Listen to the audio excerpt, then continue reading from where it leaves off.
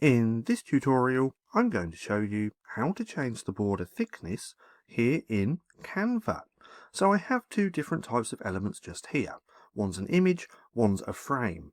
Now, no matter what you add a border to, the process is going to be the same. So if we click onto this image, we can add a border by coming to these three lines just here, where it says border style. If we click on there, we have a few different options for borders which we can choose from. Let's just go with this solid border, and this is where we can change the thickness under border weight. Now, the more we increase this bar, the thicker that border is going to get, just like that.